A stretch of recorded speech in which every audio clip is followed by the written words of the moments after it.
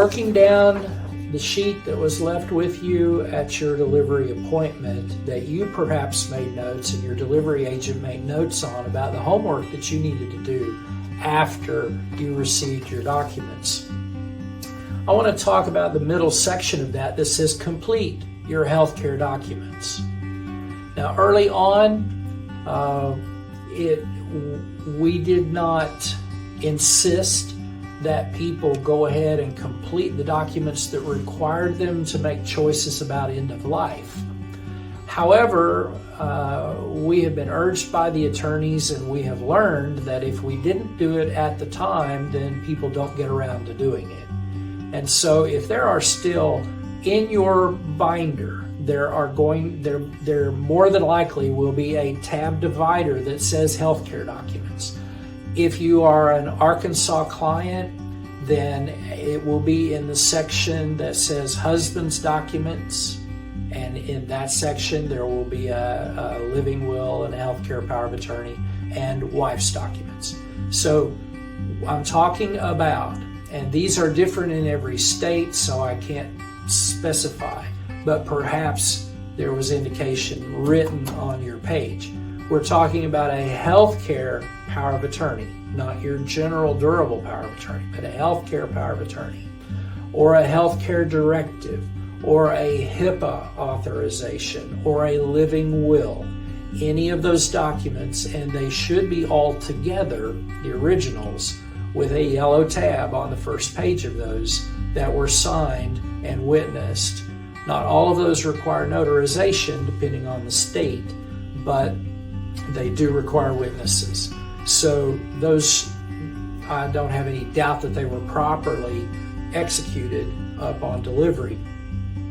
But we have steps we needed you to take.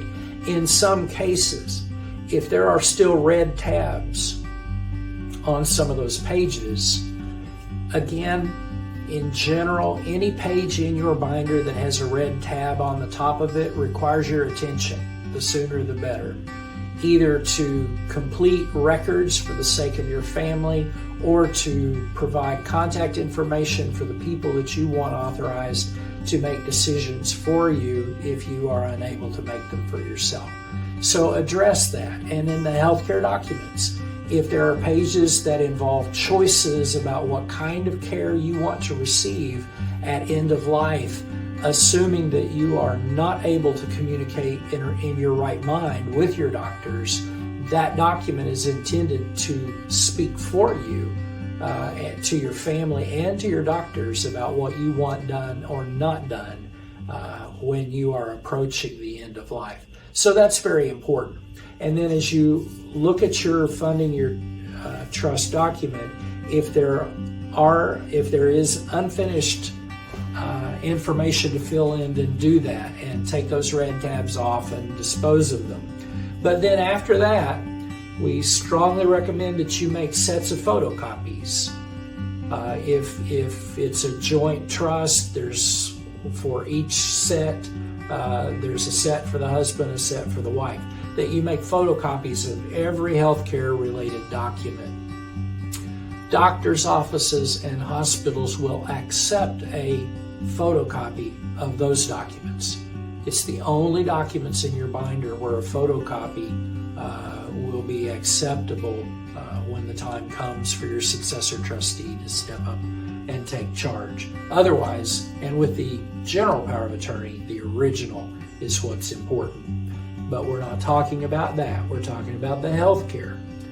So you want to make photocopies so that everybody that you have named, if you have named children or another family member or a friend in the order of who is authorized to make medical decisions for you, every person that you have named in that document needs a photocopy set in their possession,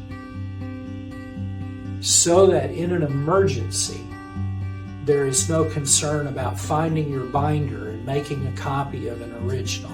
They have it in hand. That's the purpose of that. Those documents can make a difference in an emergency where minutes matter for doctors to be authorized to do whatever medical treatment you need because you're not able to communicate. You're too sedated or you're unconscious and can't communicate for yourself. So the people you're counting on to be able to step up at that point need those documents, copies of those. Your primary care physician's office will want to have copies of those to scan into your permanent medical files. I always recommend that you personally keep a photocopy set of your healthcare documents in a handy location in your home. Sometimes perhaps on the top of the refrigerator or somewhere where you're not going to have to go to the back of the house and dig through to find it, because if in the middle of the night there is a medical emergency, you want to be able to grab that on your way out the door and take it with you to the emergency room or wherever you're going. It's just partly a matter of convenience for you, because any new doctor or new procedure you have in the future, they're going to ask you, do you have a living will? Do you have a healthcare power of attorney?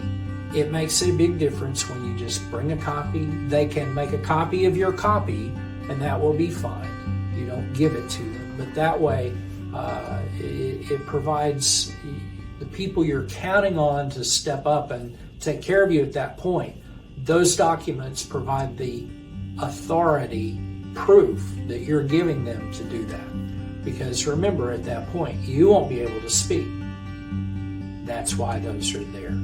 So don't neglect, and then make sure your originals, the ones with the yellow flags, are kept with the other original documents of your estate plan.